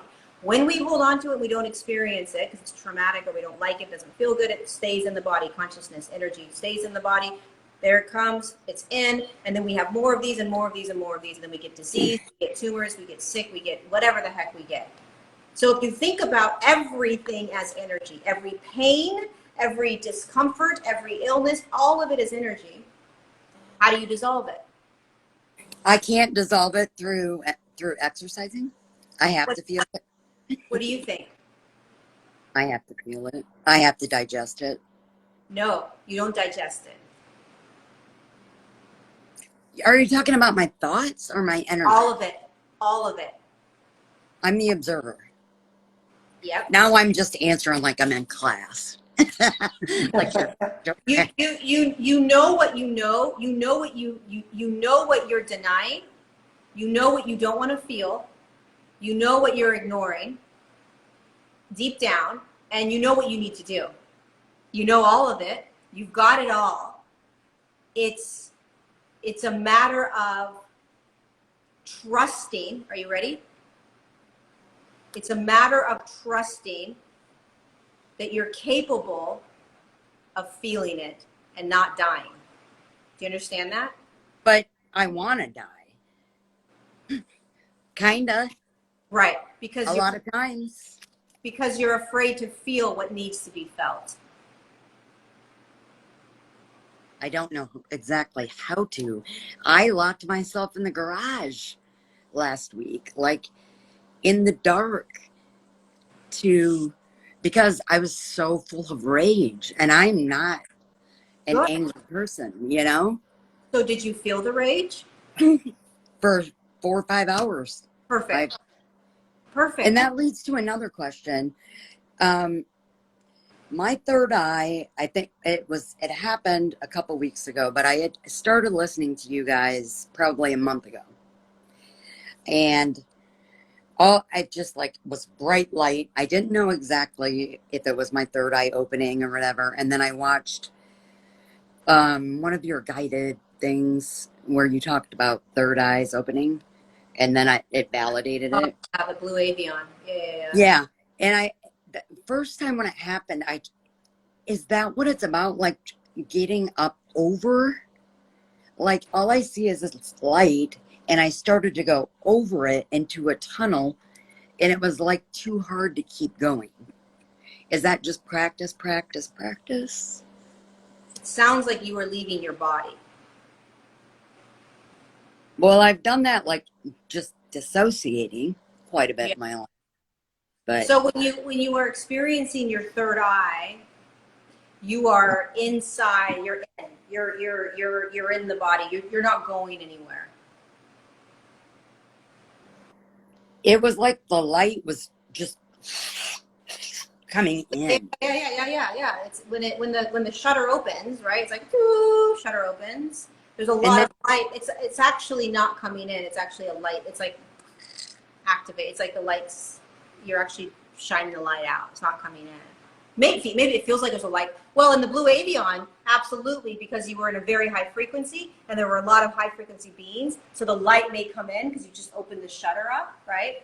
But you want what I would say to you at the end of all of this is the more you can embody and stay in the body, in the body, in the body, in the body, and the more you can slow down and turn everything externally off, like you did in the garage, the more you will be able to lighten the load. And I have days and times, like you said, think of a time when you were, I think of it as thin when I am embodied and it's light. My energy is thin, not thick. Yeah, that's what it I'm feels kind of floating. Yeah, that's great. That's dense. Yeah. And I'm so glad that I made it on so that I can thank you guys for the courage to stand up and do what you're doing. Because you're just a human like us, right? But you did it. And I am so proud and happy for all of us that you two took the lead. Oh, well, we're no different than you, by the way. So Right. That's what makes it so amazing. yeah, we've got all of our issues and But you've made all of us realize we can do it too. yeah, that's why we connect. That's why we listen. We all jumped in at the same time. Yep. That's right. We all jumped in at the same time. We just decided to have different Akashic records. That's all. Jeannie, last thing before you go. Yeah. To go back to what you were saying with your feeling and that rage in the garage. Everything else that we're talking about. Remember that you're not the I that you speak about. That's what I call zooming out. We tend to forget what we are and who we are. And sometimes we're so deep into this matrix that we really believe that we're this limited body. Yeah. Right? And we're not. We're an experience happening. Anytime, and I get frustrated, I get angry sometimes. Again, we're all the same. We all go through what we go through. The one thing that I do my best to remind myself of whenever that happens, and sometimes it happens faster than other times, I zoom out and I remember, dude, you are not what you're doing right now. You are not, you're the experience, but that's all you are. And for me, it gives a very liberating feeling. It makes it a lot easier to move forward because I realize that this isn't me. It's just an experience that the I that we call ourselves is having. So if you can hold that and try to maybe even meditate on that, maybe it'll help let those feelings pass through. But always honor them. Never resist them. Always honor them in order to let them flow through. What are you thinking about? I was thinking about how you read my mind, Jeannie. I was thinking about this past year when I was really clearing out the rest of my eating disorder kind of thoughts and beliefs. I'm picking up a lot on you too. Yeah, and I was thinking about what I went through this past year and how deep I went and how I felt trapped. Like I literally felt like, wow, these thoughts are always going to be in me. They're always going to be in me. I'm never going to be able to kind of really feel whole without these thoughts. And I dropped to my knees. I prayed. I brought in the light beings. I had compassion for myself. I did it all. And it wasn't until, I sat with an individual and really had a pretty profound experience that it left. But I was consciously every single day holding this knowingness or this awareness that there is an aspect of me that does not have those thoughts.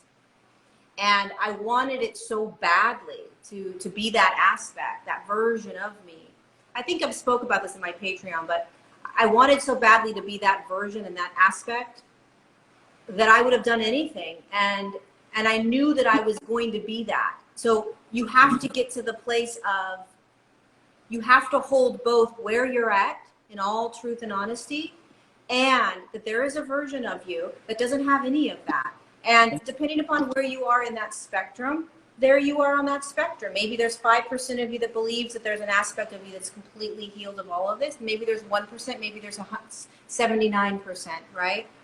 But if I didn't hold that knowingness, that absolute knowingness that there is a version of me, which I am now in, I'm now in it, but I knew 7 months ago that this version existed. Yeah. That's how I did it. So I don't know. That was just what's coming in when you said, "What are you thinking about?" That's what I was thinking about. So that's what I'm sharing with you. And I think maybe that's why you two have shown up, to keep reminding us when we go into those deep moments. It's because, like you were saying, hold on to that thought. And you said sticky notes. I use sticky notes, but I end up losing them. Put them somewhere where they can't get lost. They're sticky notes, Jeannie. You stick them somewhere. Yeah, but I stick them where I was. Jeannie, I got to tell you, this is literally just for you. Your voice is extremely soothing. Your voice actually holds a frequency that I don't know what it is, but it's great. And Dude, I'm very serious with what I'm saying. And you have a lot more power than you think you do. You're very, very powerful. I was intubated for 2 weeks. That's why my voice is like this. Well, it sounds great. Thank you. It feels great. It feels good. You have a resonance when you forget the sound. It feels good when you speak. You can feel the resonance of where you're at, and you're higher than you think you are. Wow. Thank you. You're high. Wow. You guys are, you two are hot. You are so cute. We are adoring you. Believe me. We love you, Jeannie. We love you. Jeannie. I love everybody too. All my peeps. Say hello to everyone. All right, bye, Jeannie. Love you. Bye, Jeannie. Mwah. Bye-bye. Bye. Bye-bye. I love Jeannie. I love Jeannie. She's a great woman. She really is. She's so cool. You want to get one more out? Let's do one more. Go for it. What's the number? I've been picking the number every time. Oh, you're right. You have. I'm going to do 5. Okay. Okay. What? What are you doing? I'm going to grow this out. I can't believe it. This is not a mirror for you. This is Instagram Live. He's thinking this is a mirror, and he's like checking out his hair. Like, dude, we're on Instagram Live. 1, 2, 3, 4, 5. It's actually not going to matter. Oh, good, it did. Beautiful last name, Ray. I can't believe I'm on. Hello. What? Hi, Lori. Hi, Jason. Hello. Wow. Hi. You made it. What's your name? What's your first name? My legal name's Gabriella, but I like to go by Astral. Ashtau. What does Astral mean? It's the number 8 in Sanskrit. Infinity. This is number. Well, Cool. 18 is his number, but. All numbers. Where are you from, Astral? I was born in Ecuador. Cool. Have you been to the Galapagos Islands? I have. I'm dying to. It's worth it. I'm still giggly, you guys. I can't believe I'm on. Where do you live? Oh, you just told us. So what's the question? What's going on? Yeah, so I'm currently in acupuncture school, and it's it's becoming a real drag for me to actually like do my studies. And sometimes because it feels so heavy, I wonder if I'm on the right path. But I do see myself as an acupuncturist. Like I have that vision of me owning a place, working with needles, working with energy. But I think the education system's really getting me down. So some advice, or maybe you guys could be like, whoa, you're not supposed to be doing this, or like, I don't know. That's my question. Well, we don't know. We don't have the answers for you. That's the first thing. You can't, if anybody tells you what to do, you got to be like, whoa, back away from them. 100%. So, can you ask the question one more time? I guess because when something is like really dragging, I feel like the message that you get is like it's not in alignment. So I'm like wondering if the system itself is not in alignment with me, or if the whole thing that I'm trying to do is not in alignment with me. Many times when we ask a question, the answer is usually in the question. So it could be both. It could be that the system feels too heavy for you now. It feels too dense. It feels too linear. It feels too claustrophobic. It doesn't feel like you're flowing and moving, and it doesn't feel right, so to speak, right? Your resonance is different. But there's an aspect of you that is intrigued by this type of medicine, right? Whatever we want to call it, this type of healing modality.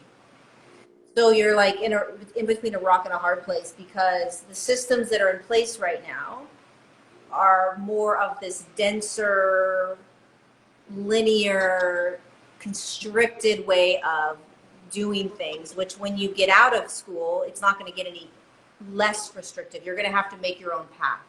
You understand?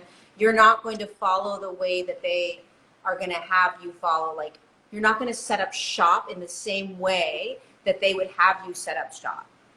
So, I mean, listen, this is the evolution in consciousness, because technically, or not even technically, divine blueprint wise, the reason that you are called to the acupuncture thing is because whatever is in you cellularly, light code, energetic, is attracted to that, because that is what you're here to do. Now you look around and you're like, okay, well, this is what I'm resonating with. And then when I jump in there, it's not resonating. What are your options? Right? That's what you're looking at right now. It's like, well, what are my options? What were you going to say, Jason? Is it your calling? Is it yours that you chose to do that, or did somebody push you in that direction? No, I definitely chose it myself. Mm-hmm. Can I ask why? For a really long time, I kept throwing it out there to the universe, like, what am I supposed to do? What is kind of my calling? And I got visuals of me working with my hands and working with energy. And I remember the first time I walked into an acupuncture place, I had a thought that popped up of, this would be really cool to do, but I knew nothing of it. I hadn't even gotten a session at that point.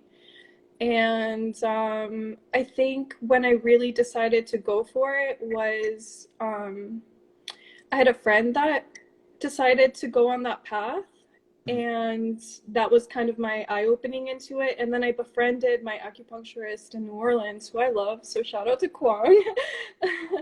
And he really helped me where the medical system hadn't been able to help me before. And I think where I'm coming from is this desire to have like a new way of medicine, where you go and get treated and the doctor really cares about you as a person and really takes the time to, I don't know, you're not just a paycheck to them. Like, you're a human being with an ecosystem. And yeah, I think also from my personal struggles, like I had epilepsy when I was younger, and I've just had really bad experiences with the medical system to the point where I never want to step foot in a doctor's office. But going to Kwang felt different, and I thought that was really cool. So acupuncture I happen to be a big fan of the system because I know where it comes from in terms of, it's something that I've learned about a lot, and I appreciate their understanding of interconnectivity, whereas the medical system today comes from an understanding of everything is separated. So they'll give you a pill to help your heart, but you get diabetes, you know, things like that. Whereas acupuncture actually shows this interconnected map of the entire body on the physical level and the emotional level. What I do want to share with you, and this is just my feeling, is I think your power, as your potential, is very high. I think, and I feel that whatever that potential is, if you apply it to your acupuncture, you're not just going to be a regular acupuncturist that has a job with clients that moves on. For whatever reason, I feel like you have something different to you. That doesn't mean to not go to acupuncture. That means continue doing what you're doing in whatever way that feels. But there's something else. I don't know what that something is, but there's something else that if you can pinpoint it through whatever you're going through, I feel like if you incorporate it with your acupuncture, and maybe you understand what I'm saying right now without me understanding what I'm saying. If you can pinpoint whatever that something else to incorporate into your beingness as you go through acupuncture and learning this practice, I think you'll end up being more than just an acupuncturist. You'll be able to apply all of those practices in a much higher way that not many people are able to do. Yeah, and I really have visuals of my practice in the future, and I really want to incorporate light therapy. Like I kind of envision myself working with different colors and different like light frequencies. But yeah, school right now, like this semester, there were parts where I'm like, I don't know if I'm going to be able to do it just because I feel so drained energetically and just like no desire to study, which I'm like, I should want to do this. Like I should be excited about what I'm learning, and I don't know. Yeah. There is no should or shouldn't. There is just what you're feeling. So I'll give you a personal experience that I went through when I was in college. I was going overboard completely because I was working at the same time as school, and I was doing 1,000 different things, and I didn't know how to balance it in the beginning. And I felt very much like you're conveying your experience right now. It's a lot, you know, and do I even enjoy it? Do I not? And there's this process that I went through of reframing. And reframing is looking at the same picture in a different way. So for me, I reframed it as, okay, well, once again, obstacle, challenge. What can I get out of this challenge? Is it going to take me down, or will I dig into this challenge to like sort of extract the lessons that it has to give me, the growth that it has to give me? And what I found was number one, you could do it.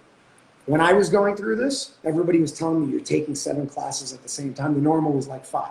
They're like, you're taking 7 classes at the same time. You're working full time in the mornings and at nights. How do you do it? My belief system was, this is hard, this is hard, this is hard. And what happened was it was hard. To a point where I had emotional breakdowns. I couldn't handle it. I wanted to drop out of college. I remember I called my mom. I said, I want to leave. I don't want to do this. And there was this point where I reframed the situation. I said, wait a minute. Of course I could do it. It may be difficult, but how am I going to look when I get through this? How much stronger am I going to be when I get through this? And that motivation in and of itself, number one, reframe this whole thing from being something that I don't like to being something that I do, because it wasn't all about what I was learning. It was also about what those teachings gave me in terms of my evolution of a being, an evolution of my own growth. So if you can reframe that to whatever appeals to you.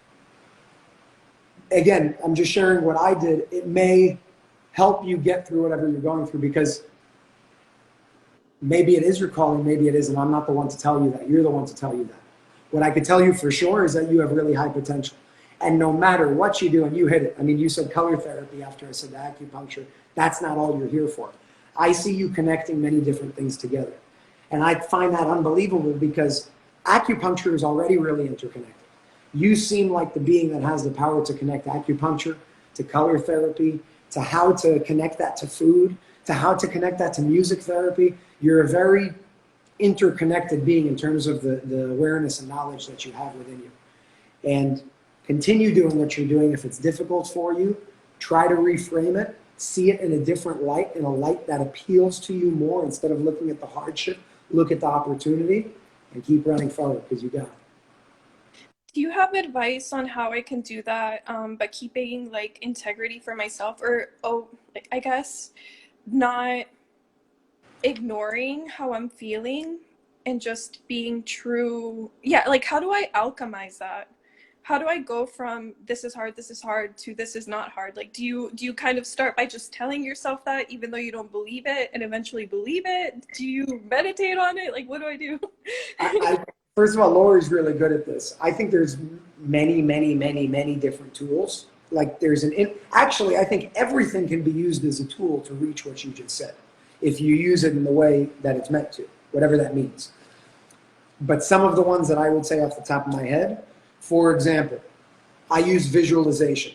Every morning I woke up, every time I saw something where I was reaching another obstacle, I automatically held that vision of how I look after I succeed.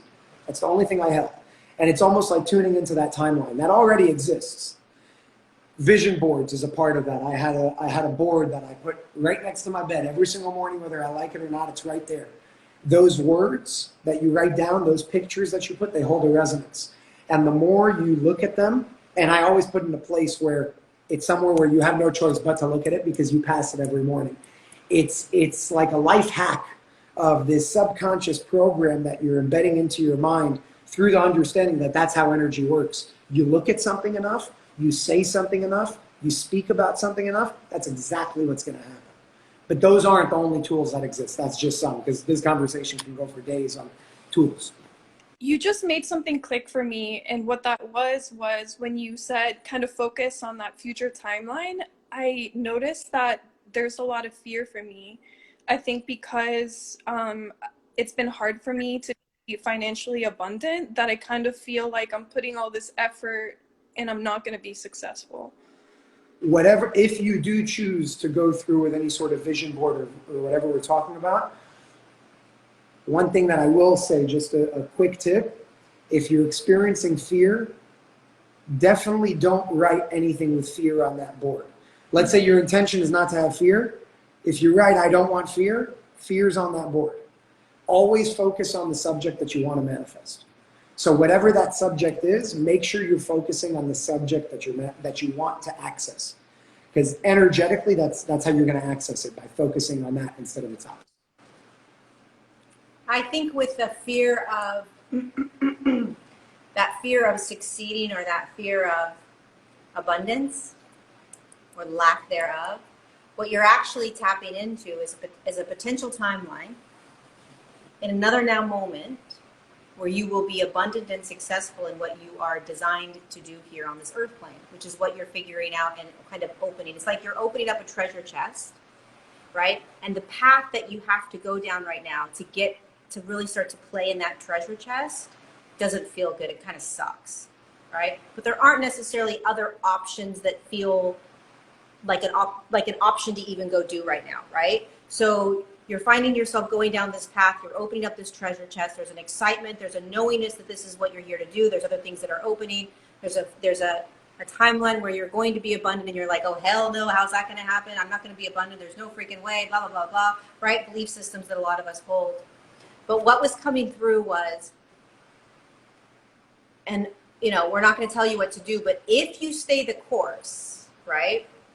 So when I lived in Mount Shasta for 2 years, it was a training zone for me. Literally, it was not fun. There was nothing fun about living in Mount Shasta for 2 years. It was the hardest 2 years, almost the hardest 2 years of my life. I was in training. My guides were training me. I was training to do what I'm doing right now. And here's how I got through it. I held the knowingness that there will be a now moment where I will not be in Mount Shasta. I held that first and foremost every single morning when I woke up with anxiety and like this weird energy I had in my body. I knew there would be a now moment where I would not be waking up here anymore. Okay? That's the first thing I did. The second thing I did is that I allowed myself to just have whatever I was having without trying to change it. Mm-hmm. I didn't try to change it. You understand? Don't try to change how you're feeling around the restriction and not having the dissonance with this school. Third thing I did is that I knew why I was in Mount Shasta. I knew what I was doing it for. I didn't like it. I didn't want to do it. I wanted to leave many times. Okay? But I knew why I was doing it, and I knew that there would be a moment, number one, where I wouldn't be doing it. Number two, that I allowed myself to just feel everything. And number three, I was doing it so that I could serve humanity. You're doing it so you can serve humanity. You are doing this, I'll repeat that. You are doing this so that you can serve humanity. That's the only reason you're doing this. Do you understand? Mm-hmm. Okay. So if you hold that knowingness, you're going to skyrocket through the rest of the years that you have to be in this. Because there's an aspect of you that knows that this is exactly why you're here.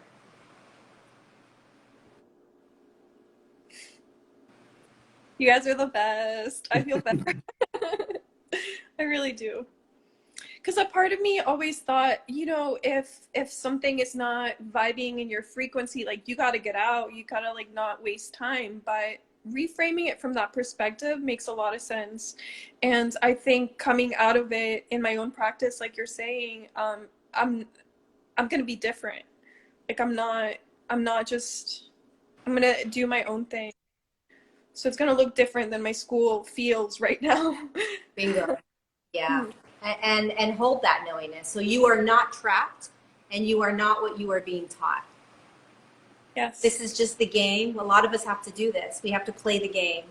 We're in the Matrix. You're just playing the Matrix game, right? Make a joke, make it fun, make light of it. Like, I'm in the Matrix. This is the stupid Matrix game. Here I go. And it's fun. It's like if a game has 100 levels and you're on level 7, there is a you in that game that exists at level 100. You're already there. You're just experiencing yourself playing the game. That's all. Yeah. You're not there. You're there. Yeah. So have fun with it, because there is a reason that you are in this linear school, and like Jason said, there is a massive amount of work that you're going to be doing for humanity. So you've just touched the surface. You really don't have any idea. You do, but you don't. So, which is a blessing in disguise, by the way. Keep going. Oh, it's an absolute blessing. You don't want to know, because then you won't do it. So trust me. So you just stay present. You just stay present with what is, and make the best out of it, right? I'm in the Matrix. Here I go. Here comes my school books. Here comes my stupid tests. Here comes this and that. Look at how funny and dumb this is. This is so stupid. I got to take a test. Like, it's so it's like it's so stupid sometimes. These things that we have to do, right? But then you're going to come out of it. You're beating the system. Do you understand? You're beating it by knowing that you're in it and that you're playing the system so that you can nail it when you get out and do what you came here to do. You got And it. by the way, real quick, there's nothing wrong with all of a sudden saying, screw it, I'm just going to go and do my own thing, and I'm going to do, and I'm going to do it my way. That's good as well. I don't feel like I feel like you're supposed to just finish. I feel that. I agree. So, pull on your big girl pants. I'm in a matrix. Those 3 steps that I did are really useful. What Jason said is useful, and off you go. Awesome. Love your name. I love the meaning behind it. Thank you. It gives you a lot of power. Awesome. Well, Alrighty. thank you so much. I'm so grateful. I can't believe I got to talk to you guys and hang out with you guys. We love you. Thank you. Enjoy the rest of your evening or day, wherever you are. Evening. Evening, right? Yeah, it's dark. I don't know. I didn't see a window. There were lights on. Who has lights on in the daytime? I do. You do not have lights on in the I daytime. don't. You're right, but I have windows. But even if you didn't have windows, if it's light out, wouldn't the light, she's not in a dungeon. It's impossible. There are rooms without windows. She probably has windows, but it's dark out, so she has the lights on. Well, it's dark in Ecuador. She's in Ecuador? Yeah. It's our time. Nighttime. I think Yeah. she's in Ecuador. Okay. All right, anything else? Do we want to go one more? Do we want to do one more question or something? don't want to pull one more person on, we have 10 minutes. Sure. You do it. Question or person? Person. We have 10, whoever we pull on, it's 10 minutes. Fair enough. That's all you Number? get. Let's just see what happens. Well, it doesn't work anyway. Though. Yeah. Nice.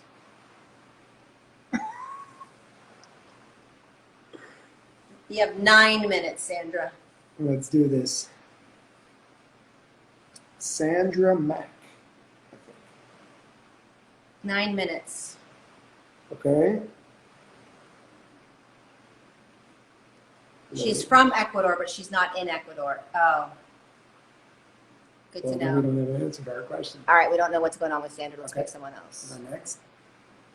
1, 2, 3. Boom. Boom. Okay. Oh, she's in my Patreon. Nalini Singh. It's not working. No more people. Let's just do a question. Question of this. Go for it. What number and what side? The fourth one. I am not Palladian. The second one on the left. Are you Palladian? Second one. Okay. I'm not Palladian. Is nature stronger than the nurture? Oh, Improving oneself focus on which of the other? Is nature I stronger? don't get it. than- I'm gonna. I think the question is asking, the whole nature versus nurture thing. Yeah, I don't get it. Okay. Next question. Sorry. For the record, I think there's a balance, if that's what you were asking. Okay, tell me when to stop. I don't know. We are not dating. They said, "Are you guys dating?" Everyone wants to Are you know. guys a couple? No. No. No, we're not dating. We're just good friends. I don't know.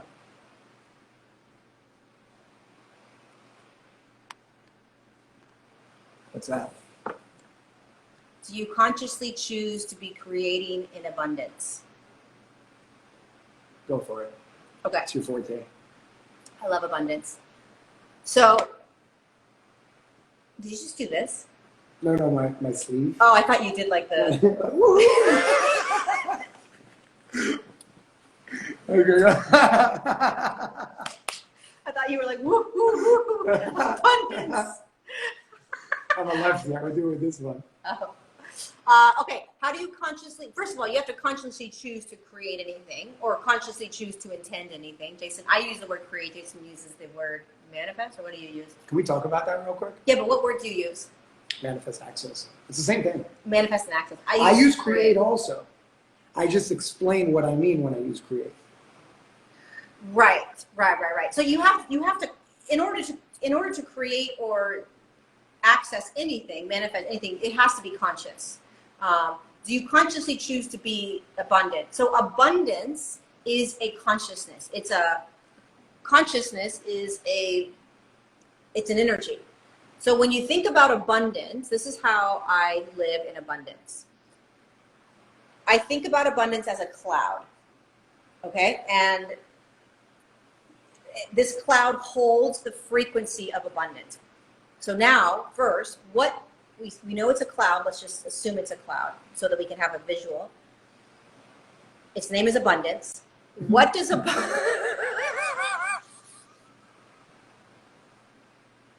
That's good.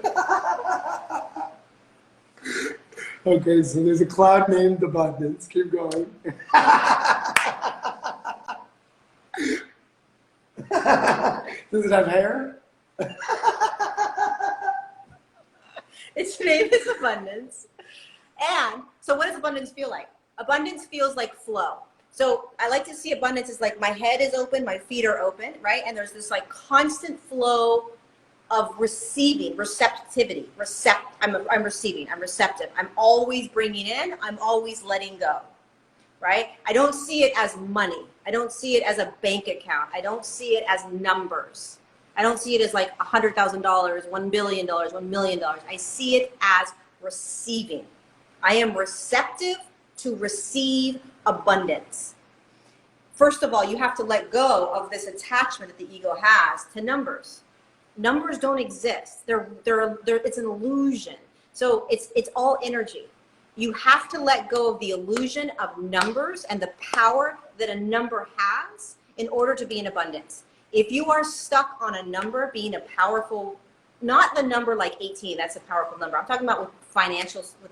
Also, money. like the belief of one being harder to attain than the other. Right, like $100 million is so amazing, and $70 million is not so amazing, and $100,000 is so great, or $50,000. $70 million are pretty great. But I mean, having those, but having an attachment to a number is going to keep you out of abundance. Mm-hmm. When you're in abundance, the number doesn't matter. It doesn't matter how much you make because it doesn't make sense. So money doesn't make sense in abundance. The number doesn't make sense. $30 feels exactly the same as $175. It feels exactly the same when you're standing in abundance. I swear to you, I promise you, that is what abundance feels like. You make $30,000, you make $175,000. It feels exactly the same in abundance. Abundance doesn't hold a higher than or lower than, a better number or less number, more money, less money. It doesn't hold that. Abundance strictly holds receptivity, openness, and I'm allowing everything to come in. I'm allowing everything to go. So I don't restrict and hold, and I don't cut off or try to make something happen in a specific way. So get clear on what abundance feels like, right? Visualize it as this cloud that you're stepping into. I'm stepping into abundance, and every now moment I am experiencing this frequency of abundance. And for the human, abundance is one of the hardest frequencies to feel. I truly, deeply believe that the actual experience of abundance is very difficult for the human to feel because there is so much fear and programming around money. There is so much trauma around money. Yeah, I was going to add that. I think abundance is actually the natural state of who we are. For sure. Abundance is the natural flow of the universe. What you said, Laura, I completely agree with, by the way. Abundance is this like crazy thing for us not because it's actually difficult. It's actually what our natural state is. It's difficult because of the programs that have been taught around it, because abundance is this like crazy thing. And again, it all goes to belief systems. Belief systems tell us, according to the collective belief system, that making $100 million is harder than making $30. Now, as if we actually go back to it, again, it's experience A, experience B. Belief says one is more probable over the other because we believe something to be easier or harder. That belief is what allows something to manifest now in your present moment experience, manifest not now at a later now moment, or never manifest in your current reincarnation, based on what you believe you can actually achieve, which is the programs that in many cases have been imposed upon us. So abundance is our natural state. It's how everything works. What we're doing is getting in the way through the programs that have been imposed upon us, and therefore stopping the natural flow, resisting the natural flow, really through a state of unawareness, because we really believe certain things are harder than others. So it's almost like if we get out of the way, and like Lori said, stop trying to get $175 over $30, because one isn't bigger than the other. One is just one. It's experience A, experience B. They're both as attainable as the one next to it. Abundance, again, it's our natural flow. It's our natural state. If we can sit in that, if we can dissolve the illusions, the programs, and I mean, that's a whole other conversation that in some cases is easier for some people to do. In other cases is a little bit more difficult for others to do, but it is our natural state. Just like health is the natural state of the body, and the programs that have been imposed upon us has caused us to think that we have to get in the way when we're sick, when we don't. What we actually have to do is step out of the way and let the body do its thing. So when it comes to abundance, we have to step out of the level of control of holding to one experience over the other and let it happen, because the universe is abundant in and of itself. And so is your experience when you're in flow with the universe. Yeah, there was this, was I telling you about attachment, or was I telling Phil Good? It was you? maybe feel good also, but we spoke about it today. It was yesterday, about how you're connected energetically to attachment, and when you let go of that Attachment and energy, expectation. That's what we spoke about. right, and that energy of it. Yes, I think. Go for it. Okay, I want to share something really quickly. So this came through, and I can't remember who I was telling this to. And it's about attachment, and abundance is this ties into abundance. It ties into everything in our life. Attachment. Here's how you can see attachment and how to let go of attachment. How do I let go of attachment? So with abundance, when you are attached to a certain amount of money, when you're attached to your bank account, when you're attached to earning a certain whatever, when you're attached to the financial system, this is how I want you to visualize attachment. And again, this can be with finances or anything else. I want you to see it externally, right? So whatever it is, it's external from you. And I want you to visualize an energetic cord going from you, your physical form, to that thing that you're attaching, that you're desiring, that you're expecting, that you want. Even a relationship, anything. Now I want you to feel what that feels like. That on an energetic level, that pull to that. It's linear. It's got to be this. I've got to have this. This is how it's got to go, right? I've got to make this much money to survive. It's linear. It's restrictive. Feels tight. There's no flow. I'm not open above. I'm not open below. I'm strictly connected to this attachment that I have around anything. This can apply to anything.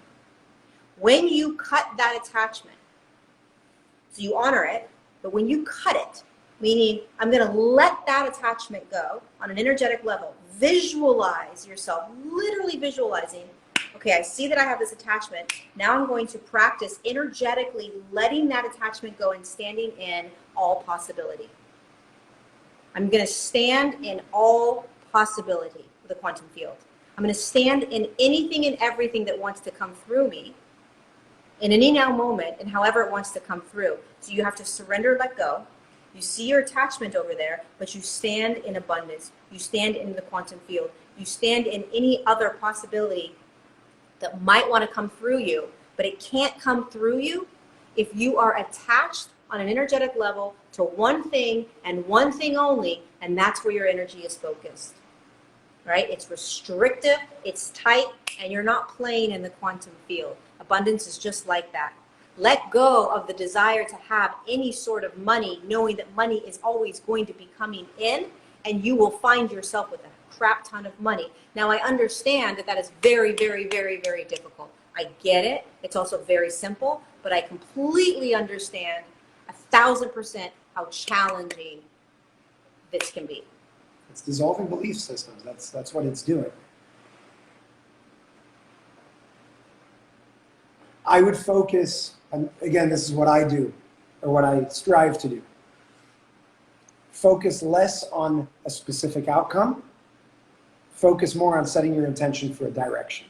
Where the direction goes doesn't matter. Like Lori said, setting a specific outcome limits all other possibilities. So if we focus on that, we're in resistance, we're in constriction, we're in limitation. Whereas if we just set our intention, not for a specific outcome, but for just the direction, just the trajectory of where we're headed, I mean, the sky is the limit, there is no limit. And by the way, whatever you thought was going to happen, the universe will probably surpass that, so long as you're sitting in your intention of direction and letting go of your attachment to outcome. My guides always say that. They say, Lori, we're going to exceed your expectations if you let go of your attachment. Absolutely. We have, and they said, haven't we always exceeded your expectations? And I'm like, yeah, you've always exceeded the expectation that I have. Okay, so can you now practice letting go of your expectations and attachments? Okay, I'll try. I want to give an example because somebody asked for an example, something that's going on right here, right now.